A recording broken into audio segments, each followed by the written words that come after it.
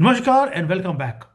ऐसा क्या चक्कर है कि मोदी 40 साल में एक भी इलेक्शन नहीं हारे, जबकि राहुल गांधी के हाथ में, उसकी फैमिली के हाथ में पूरी सत्ता थी, सब कुछ था। ईवीएम की चोरी भी होती थी और यहां तक कि घुसपैठियों को बुलाकर डेमोग्राफी चेंज कर कर इलेक्शन जीते जाते थे। ऐसे सब कुछ होने के बाद भी राहुल को इलेक्शन जीत नहीं सकता, मोदी को इलेक्शन हार नहीं सकते। और ऐसा क्या चक्कर है कि सारी प्रोडिक्शंस फेल होती हैं। कभी सोचा आपने कि ऑपोजिशन वो लूज करती जा रही है, जबकि उन्हें श्योरिटी होती है कि इस बार तो वो जीतेंगे। और 75 साल तक इंडियन पॉलिटिक्स के अंदर एक रूल था जो डिसाइड करता था कि कौन जीतेगा, और होता क्या था, जीतेगा कौन और नेशनल हीरो कौन बनेगा। क्योंकि हर 5 साल बाद पब्लिक के अंदर एक कीड़ा था कि गवर्नमेंट को चेंज किया जाए। आपने एक वर्ड सुना होगा जिसका नाम था एंटी इनकम्बेंसी।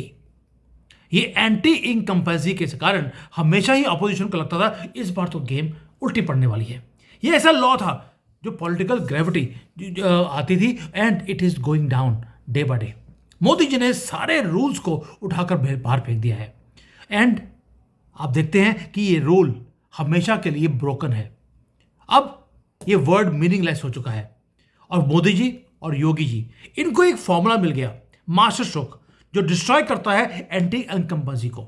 आज बात करेंगे 3 ऐसे पिलर जिसके कारण राहुल गांधी की जो कबर है उसमें आखिरी कील वो ऑलरेडी दाग चुके हैं।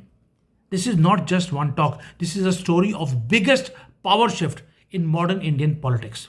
आप बने रहिए, मैं आपको दिखाऊंगा एग्जैक्टली मोदी जी इलेक्शन जीतते कैसे हो। भाई, वोट चोरी से नहीं जीतते, ना ईवीएम से जीतते हैं, वो जीतते हैं अपने एक और काम के कारण। अब एविडेंस देखिए, विनेबल इलेक्शंस ये बोला जाता है।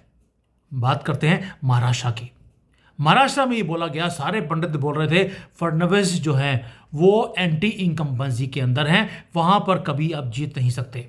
फार्म की क्राइसिस है, मराठा एजिटेशन शुरू हो चुकी है। कांग्रेस ने, एनसीपी की अलायंस ने, दोनों ने सेलिब्रेट करना शुरू कर दिया था। अभी काउंटिंग भी शुरू नहीं हुई थी, लेकिन आपने देखा उसके बाद कि बीजेपी और शिवसेना, इनके अलायंस वो जीत गया। BJP emerged as a single largest party और सारे के सारे एक्सपर्ट्स वो हैरान। ऑपोजिशन ने क्या बोला, वोट चोरी हो गई, वोट की धांधली हुई है, ईवीएम का छापा है। कुछ नहीं।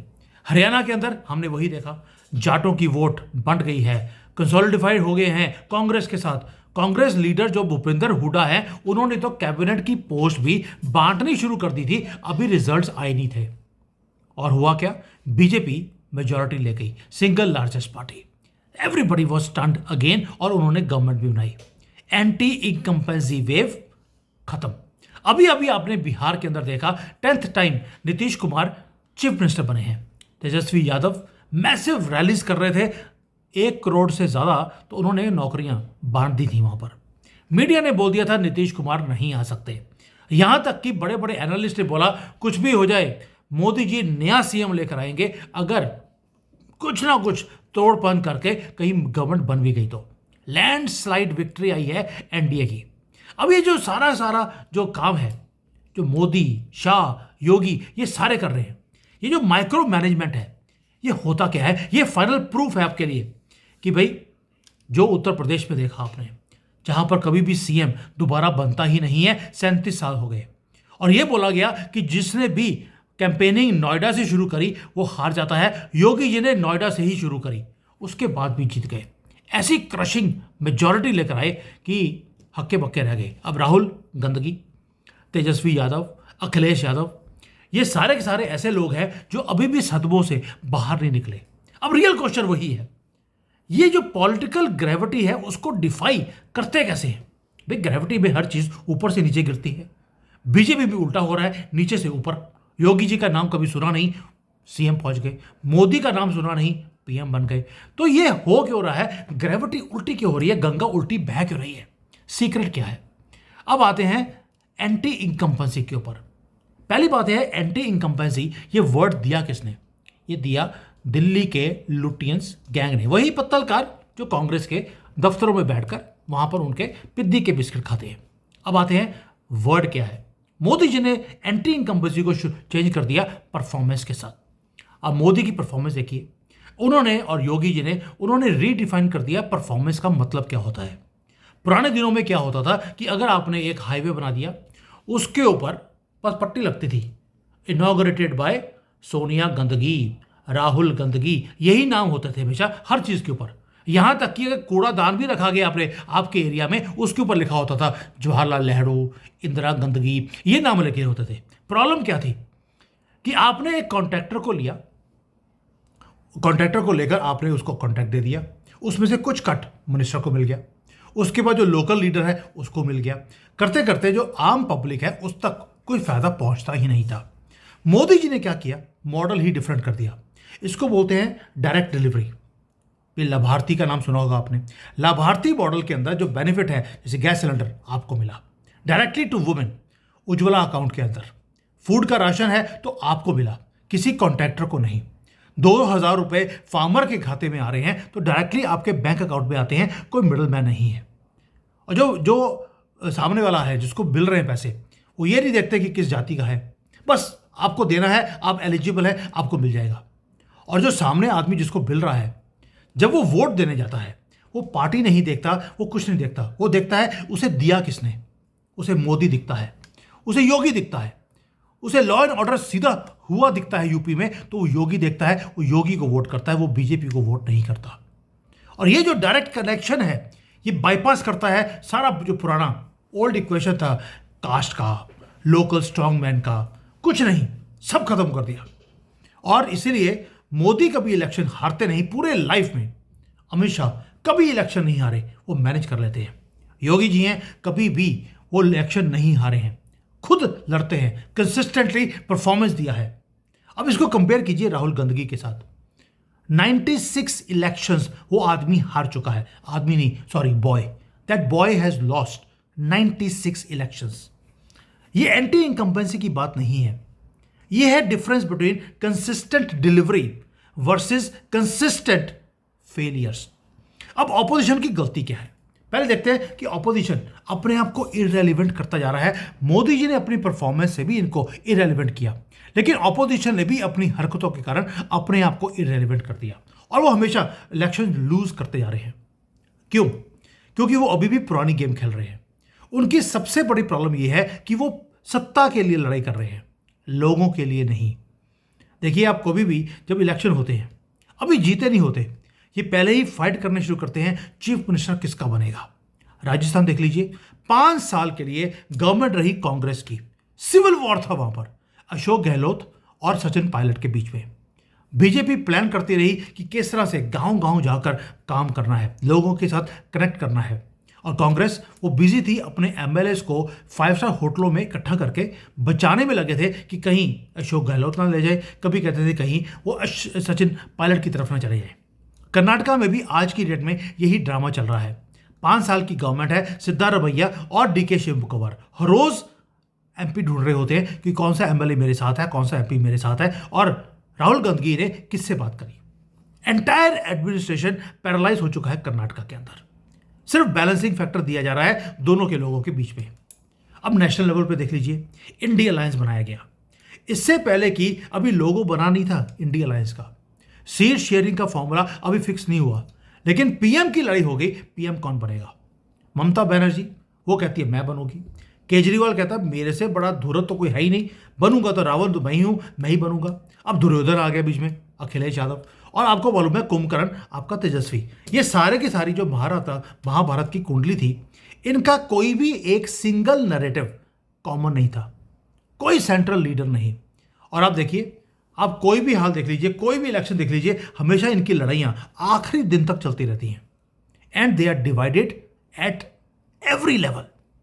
अब जब ये काम हो रहा है, बीजेपी क्या कर रही है, बीजेपी के मंत्री आपको घर घर जाकर पर्चियां बांटते फिर रहे हैं, पैसे नहीं पर्चियां, कि भैया आपकी ये पर्ची है, आपको कल वोटिंग करने जाना है। वो साइलेंटली अपने बीजेपी का जो पैम्फलेट्स है वो बांट रहे हैं। जबकि कांग्रेस के लीडर वो लैंड करते हैं पटना में, पहले बोलेंगे गाड़ी किस लेवल की लेकर आई लेने के लिए, फिर कौन सा 5 स्टार होटल मिला उनको। ये लड़ाइयाँ हो रही हैं फैसिलिटीज़ की, जबकि बीजेपी के लीडर जो उनके लीडर्स हैं वो कहाँ हैं, झुग्गी झोपड़ियों में जाकर लोगों के साथ सो रहे हैं, वहाँ पर बातें कर रहे हैं, चौपाल लगाई जा रही है। ये डिफरेंस है। Dedication versus entitlement. तो ये जो पिलर बना दिए, पिलर हैं ये कीलें ठोकी जा रही हैं और ऑपोजिशन की कबर में, स्पेशली राहुल गांधी के, क्योंकि उसको लगता है कि मैं तो यार युवराज हूं, मैं तो इस देश में प्रधानमंत्री बनने के लिए ही मेरा जन्म हुआ है। और योगी मोदी क्या कर रहे हैं? उनकी स्ट्रैटेजी कोई मैजिक नहीं है, वो सिर्फ अनब्रेकेबल पिलर्स के ऊपर काम कर रहा है। 3 पिलर। पहला है परफॉर्मेंस। परफॉर्मेंस है लाभार्थी है जिनको डायरेक्ट डिलीवरी दिया जा रहा है, स्टेट बाय स्टेट, गली बाय गली। अब कोई भी देख लीजिए, बुलडोजर मॉडल है जहां पर जितने भी ये दंगई वाले हैं उनको ठोका जा रहा है, उनके घर तोड़े जा रहे हैं। जो एलीट मीडिया है वो क्या बोलता है? ये तो हेट्रेड है, दे आर क्राइंग। लेकिन जो एवरेज सिटीजन है वो खुश है। स्मॉल जो शॉपकीपर है, कोई विमेन है, ये सारे के साथ देखते हैं कि गवर्नमेंट हमारी डिलीवर कर रही है। डिलीवर पहला पिलर। दूसरा है ऑर्गेनाइजेशन। आप देखिए यहां पर आते हैं अमित शाह जी। कांग्रेस के अंदर फाइटिंग है ट्विटर के ऊपर और बीजेपी फाइट कर रही है सड़कों के ऊपर लोगों के लिए। अब देखिए कि वहां पर जितने भी इनकी ऑर्गेनाइजेशन के लोग हैं सारे रिस्पॉन्सिबल हैं लोगों के साथ कनेक्ट करने के लिए। हर एक को एक एक लिस्ट दे दी, एक एक आदमी को लिस्ट दिया है 100 200 लोगों का कि आपको रेगुलरली मिलना है, आपको उनसे पूछना है उनकी प्रॉब्लम्स क्या है, उसका सॉल्यूशन क्या मिल सकता है, लाभार्थी के बेनिफिट्स उनको पहुंचे या नहीं पहुंचे। एक ऑर्गेनाइजेशन की तरह, जैसे एक कंपनी होती है उस तरह से काम किया जा रहा है। और तीसरा है इंटेंशन टू विन। आप देखिए अभी बिहार के इलेक्शन जीते थे मोदी जी, वेस्ट बंगाल की बातें करनी शुरू कर दी। यानी कि जीत के अंदर उन्होंने ऐलान कर दिया वेस्ट बंगाल का एजेंडा क्या है। अगले महीने, कई महीने वो अब वेस्ट बंगाल के ऊपर लगे रहेंगे। अभी हरियाणा जीता था, उन्होंने महाराष्ट्र की बातें करनी शुरू कर दी थी। और ये जो ऑपोजिशन है वो सिर्फ स्लोगन देती है। क्या देती है? चौकीदार चोर है। और मोदी जी ने उन्हीं के स्लोगन को उल्टा करके मैं भी चौकीदार, उन्होंने ऑपोजिशन को अटैक कर दिया। यानी कि इनके ऊपर अटैक हुआ, उन्होंने उस अटैक को भी अपॉर्चुनिटी में कन्वर्ट कर दिया। क्यों? क्योंकि इंटेंशन थी जीतने के लिए। लेकिन राहुल गांधी उस पर आते हैं। अभी इलेक्शन हुए बिहार के, उससे पहले ही अभी वोटिंग का रिजल्ट नहीं आया, पहले ही बोल दिया वोट की चोरी हुई है। यानी कि उन्होंने पहले ही एक्सपेक्ट कर लिया था वो हारने वाले हैं। मोदी जी एक्सपेक्ट करते हैं वो जीतेंगे कैसे, और राहुल एक्सपेक्ट करता है कि मैं हारूंगा कितना कम, कितनी जोर से मैं नीचे गिरने वाला हूं। दोस्तों ये ट्रुथ है कि एंटी इनकम्बेंसी को आपने खत्म कर दिया। ये अब रीनेम हो गया है, नाम है परफॉर्मेंस। एंटी इनकम्बेंसी नाम की कोई चीज नहीं है। आप परफॉर्मेंस करेंगे तो आप इलेक्शन जीतते रहेंगे। और मोदी योगी ने आपको करके दिखाया है। सिंपल एक तरीका, परफॉर्मेंस। उससे आपने ऑपोजिशन को इररिलेवेंट कर दिया। परफॉर्मेंस क्या है? Work for people, build a strong organisation and maintain a confidence कि आपको जीतना है। मध्य प्रदेश हो, आपने सोचा था कभी मध्य प्रदेश में अब जीत जाएंगे, छत्तीसगढ़ में हो जाएगा, और ये गुजरात में, उत्तर प्रदेश में, आप कोई भी ले लीजिए, स्टेट बाय स्टेट आप जीतते जा रहे हैं। और इंडियन वोटर बेवकूफ नहीं है। Now they are not voting to bring change, they are voting to bring change in their life. और जो चेंज दे रहा है उसको कंटिन्यू रखना चाहते हैं। And they are voting for someone who can deliver. Modi ने वो करके दिखाया। और मोदी ने करके दिखाया कि लोगों की सेवा करते रहो, वो आपको ब्लेसिंग्स देते रहेंगे। और एक और चीज, जब आप सिर्फ सत्ता को पाने की कोशिश करते हैं, पोजीशंस लेके आने की कोशिश करते हैं, 5 स्टार होटलों में घूमने की आपकी लालसा है, तो आपको पनिश किया जाता है। सिर्फ एक मास्टर स्ट्रोक जिसने ऑपोजिशन को खत्म कर दिया वो था डिलीवरी। पॉलिटिकल ऑपरेटिंग सिस्टम जिसको बोलते हैं वो पूरा का पूरा चेंज हो गया है। सिर्फ एक ही चीज, 24 घंटे 7 दिन 365 दिन इलेक्शन माइंडसेट रहता है बीजेपी का। और ऑपोजिशन अभी भी पुराने रूल्स के अंदर वो काम कर रही है, वेट कर रही है कि कब उनकी गवर्नमेंट बनेगी, कब बीजेपी के अंदर कोई लड़ाई होगी, उनकी गवर्नमेंट गिरेगी और हमारे झोली में सत्ता आएगी। और राहुल गांधी क्या बोलता है? एक दिन हमारी सत्ता आएगी, उस दिन हम मोदी योगी को बताएंगे, इनको जेल करेंगे, जय श्री राम वालों को हम भूखे मारेंगे। और मोदी योगी ये फिर गिरने वाले नहीं है, ये रूल्स को ही they are rewriting the rules. और ऑपोजिशन जब तक कि वो समझेगी इस गेम को, ये गेम को, और दोबारा से मोदी और योगी और अमित शाह ये चेंज कर चुके होंगे। यानी कि they will keep on giving shock after shock to the opposition. और ये लूज़ करने वाले नहीं हैं दोस्तों। लूज़ करने वाले इसलिए नहीं है क्योंकि ये दिलों में बैठ गए हैं। आपको लगता है कि जो ये इंडियन पॉलिटिक्स है, दिस हैज़ नाउ चेंज्ड, क्योंकि ये जो स्यापा है ऑपोजिशन का एक ही चीज़ का, वोट चोरी, कभी राफेल में चोरी, है कि चोर दूसरों को चोर बोले और दुनिया बोलती है कि यार मोदी और चोर, कुछ सोच के किसी और के ऊपर एलिगेशन लगाते तो बात भी थी। यानी कि अब ये जो मोदी जी ने एक बेंचमार्क बना दिया कि this is the level of delivery which I can give.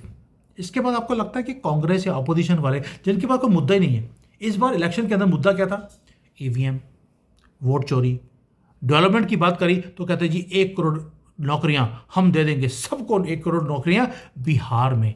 और भाई पूरे भारत में 1 करोड़ नौकरियां नहीं है, वो बिहार में 1 करोड़ नौकरियां देने का वादा करता है। लोगों को पता था ये डिलीवर नहीं होगा, इसलिए एंटी इनकम्पेंसी डेड हो गई बिहार में। वही काम हुआ हरियाणा में, मध्य प्रदेश में, महाराष्ट्र में। आप स्टेट बाय स्टेट ले लीजिए, दिल्ली के अंदर भी don't forget the same thing happened.